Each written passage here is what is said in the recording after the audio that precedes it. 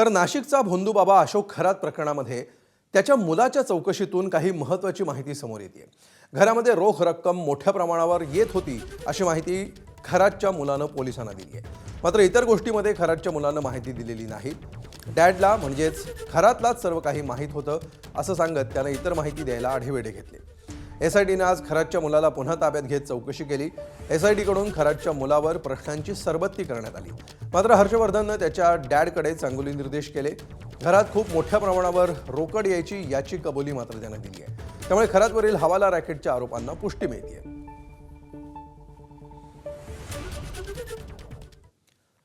तर अशोक खरातचं मुख्य केंद्र असलेलं सिन्नर तालुक्यातलं मिरगावमधलं ईशान्येश्वर महादेव मंदिर आणि आलिशान फार्म हाऊसची 16.5 एकर जागा सुद्धा आता वादाच्या भोवऱ्यात सापडली आहे। ही जागा खरातनं माळी कुटुंबाकडून बळकावल्याचा आरोप होता।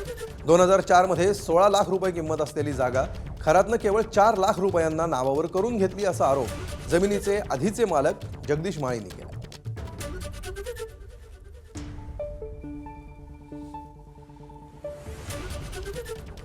आम्ही सर्वसाधारणतः 1997 साली जागा खरेदी जगन्नाथ बुबे पाथऱ्याचे यांच्याकडनं व्हाईट कॅशने 15 लाखाला खरेदी केली होती।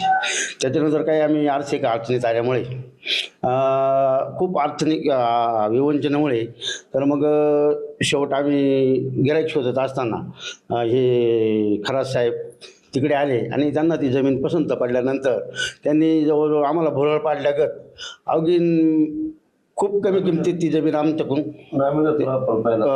खरेदी केली त्यांनी। असं